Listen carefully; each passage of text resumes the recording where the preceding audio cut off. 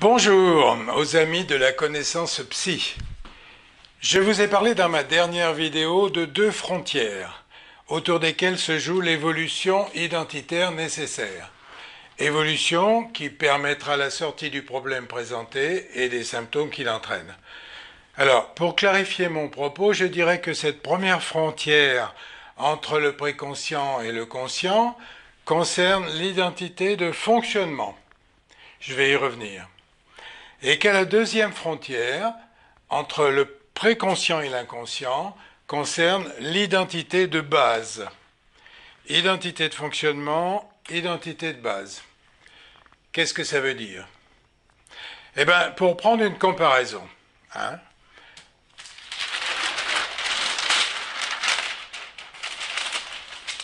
voilà, on pourrait dire que l'identité de base est similaire aux fondations d'une maison. On ne les voit pas, elles sont sous terre. Elles sont installées d'abord et en premier temps, avant que la maison soit construite sur elles, et leur bonne tenue est indispensable pour que la maison tienne le coup. Ne se fissure pas, ne s'écroule pas, etc. C'est l'identité de base. L'identité de fonctionnement serait la maison elle-même, son aspect, son style, la distribution de ses pièces, etc. Cette maison peut présenter deux types de symptômes qui requièrent des interventions. Premier type de symptômes, des difficultés avec les câblages, avec tout ce qui concerne son fonctionnement. Électricité, plomberie, chauffage, sanitaire, etc. C'est là tout le domaine de la thérapie brève et de tout ce qui y ressemble plus ou moins, coaching, etc. Tous ces symptômes indiquent qu'il y a un dysfonctionnement dans la maison, que quelque chose s'est grippé ou détérioré ou bien a besoin d'être mis à jour. Le deuxième type de symptôme est plus grave. Du fait du problème avec les fondations, les murs présentent des fissures, le toit perd des tuiles, les encadrements des fenêtres sont faussés, etc. Alors on tente de réparer en bouchant les fissures, en changeant les tuiles, en adaptant les fenêtres, mais d'une part ça revient encore et encore, et d'autre part ça s'aggrave parfois dangereusement, avec même un risque d'écroulement. Dans ce cas-là, il va donc falloir intervenir sur les fondations. C'est le travail de la psychanalyse. Il faut pour cela déployer d'autres moyens que ceux de la thérapie brève. La maison devra être solidement tenue, dans un cadre qui la contient, suivi de près, pendant que le travail sur les fondations se déroulera. On voit que la préoccupation du psychanalyste est moins celle du fonctionnement journalier, plomberie, électricité, etc., même s'il n'y est pas indifférent, mais beaucoup plus une préoccupation concernant la reprise et la restauration des fondations elles-mêmes. Pour parler autrement que par métaphore, voici une citation d'un célèbre psychanalyste français. Didier Anzieux, je cite, « Une définition possible de la cure psychanalytique, celle de permettre aux patients de faire des expériences archaïques, fondamentales, constitutives de la psyché, du moi et du pensée, qu'il n'a pas eu l'occasion de faire dans son existence naturelle. » Bref, on est dans la fondation. Ce qui est choquant de mon point de vue, c'est que les deux corps de métier, thérapeute et psychanalyste, se dénigrent mutuellement dans beaucoup de publications. Les thérapeutes en thérapie brève qui travaillent sur l'identité de fonctionnement, sur le bon fonctionnement de la maison, dénigrent le travail psychanalytique. À quoi bon embarquer la personne dans une thérapie longue, axée sur le pourquoi et le passé, alors qu'il suffit de se consacrer au comment et au présent, disent-ils en réparant la plomberie pour le plus grand bonheur des habitants. Et les psychanalystes rétorquent à quoi bon maçonner les fissures des murs au risque que la situation devienne encore plus dangereuse, quand ces fissures se reformeront. Et ils dénigrent le travail effectué par les thérapeutes. La bêtise dans tout cela, c'est que ça retarde la découverte et l'intérêt de la complémentarité de ces deux approches. Je vais vous raconter une anecdote personnelle à ce propos. Quand ma femme et moi-même nous nous sommes formés, il y a bien longtemps de cela, à la thérapie de couple systémique, nous avons été confrontés au dilemme du choix entre les deux points de vue. Notre formation psychanalytique parlait de la complémentarité des attentes dans le couple et du poids très important de l'infantile secret de chacun des deux, induisant des exigences et des attentes parfois très déstabilisantes pour chacun des deux. Mais nous entendions aussi la finesse des remarques systémiques qui disaient « Inutile de penser qu'il y a une cause individuelle, un avant infantile qui conditionne un après adulte. Non, tout est dans la compréhension du fait qu'il n'y a pas de cause et de conséquence, qu'il n'y a pas cette logique linéaire, mais tout au contraire une logique circulaire qui fait que A provoque B, mais que B a provoqué A, et que dans toute cette circularité, eh bien, c'est marqué au coin de l'homéostasie, dont on ne peut sortir que par le paradoxe. Nous étions coincés entre deux lectures radicalement différentes, mais nous étions aussi forcés de constater que les deux étaient justes. Alors, pour sortir de ce double message contradictoire, sans devenir fou, il nous a fallu découvrir que le travail avec les couples portait sur les deux niveaux, là aussi. Les fondations et l'infantile d'un côté, mais aussi les dysfonctionnements communicationnels et les rôles imbriqués de l'autre côté. Bref, sur l'identité de base du couple et aussi sur son identité de fonctionnement. Si bien que nous avons élaboré la TBIC, thérapie brève intégrative du couple, dans laquelle nous avons intégré les deux lectures du fonctionnement psychique et relationnel.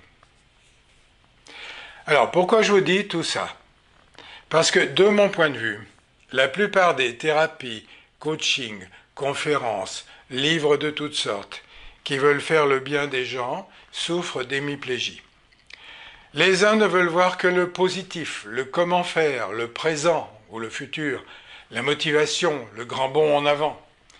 Et ils sont surpris, pour avoir négligé l'autre aspect des choses, et particulièrement le travail de l'infantile en nous-mêmes, ils sont surpris de voir que bientôt les gens dont ils s'occupent font ensuite un bond en arrière, ou même se dérobent devant le fameux grand bond en avant, avec bien sûr des tas de bonnes raisons.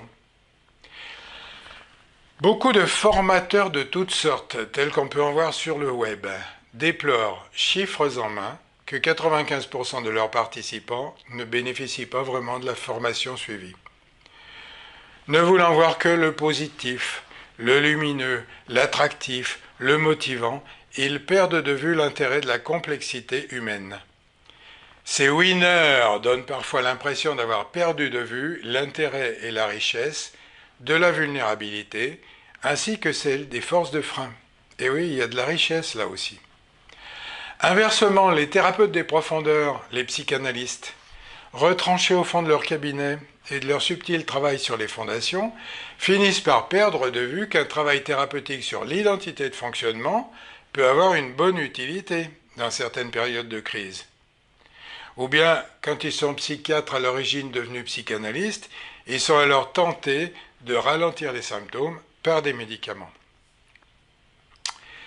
Certes, il faut avoir rectifié les fondations quand celles-ci en ont besoin. Et c'est un travail noble et puissant sur l'identité de base qui peut amener la sortie d'un destin, entre guillemets, qui pesait auparavant sur la personne. Les fissures dans les murs revenaient encore et encore. Mais il n'est pas négligeable d'avoir aussi un œil sur l'identité de fonctionnement. Vous connaissez peut-être la blague suivante.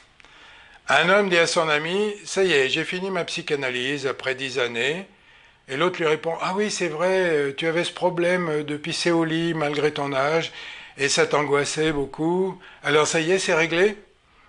Et l'autre lui répond « Non, non, je pisse toujours au lit, mais maintenant je m'en fous. » Bon, c'est le genre de blague qui ferait rire un thérapeute en thérapie brève, et je ne voudrais pas laisser réduire la psychanalyse. Mais il est certain qu'en notre temps de vitesse, de zapping, de réponse ultra rapide par Google, l'idée même de passer quelques années à travailler sur son identité profonde, son destin, le sens de sa vie, cette idée se heurte à l'ère du temps. Ceci n'est pas imputable cependant qu'à la vitesse et à la fébrilité de l'ère du temps, c'est aussi imputable à des enjeux de pouvoir social. En effet, pendant longtemps, la psychanalyse a été en position dominante socialement, surtout en France. Sa morgue, en particulier du côté lacanien, se voulait très au-dessus de toutes ces petites recherches d'un mieux-être quotidien. Il n'était donc question que d'une vision psychanalytique, lorsqu'on s'avisait de rentrer dans le monde soignant. Puis sont venues des thérapies en provenance, surtout des USA, qui prenaient l'exact contre-pied. Le présent et non le passé, le comment et non le pourquoi, le corps et non le mental, l'expérience et non la compréhension. Et nous en sommes là maintenant, la psychanalyse est en recul et perd d'année en année sa place prépondérante. Or, là aussi, nous serions hémiplégiques de perdre de vue cette fabuleuse compréhension des rouages du psychisme humain. En effet, les empreintes qui se sont inscrites en nous très précocement dans notre enfance et notre petite enfance continuent à induire chez l'adulte que nous sommes un filtre perceptif.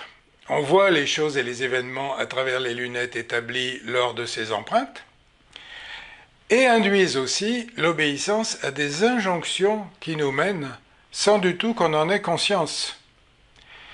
Négliger ces traces et cette présence lourde de l'infantile en nous, c'est chercher à avancer sans boussole, uniquement tiré vers les désirs et les peurs qui semblent être ceux du moment présent, au risque très important de nous leurrer sur le sens de notre vie et de nos actions. Donc vous comprenez pourquoi notre école propose deux types de formations. L'une sur l'identité de fonctionnement, thérapie brève, et l'autre sur l'identité de base, psychanalyse rêve éveillé. Par conséquent, mes vidéos porteront tantôt sur un registre, comme par exemple celle intitulée « La crise, une chance » qui porte sur l'identité de fonctionnement, et tantôt sur un autre registre, comme celle à venir, sur les empreintes qui nous ont marqués et qui nous agissent à notre insu. Voilà. Au plaisir de vous revoir. N'hésitez pas à vous abonner à ma chaîne et aussi à me mettre des commentaires. Je pourrai adapter mon contenu en fonction de ceci. Au revoir, à bientôt.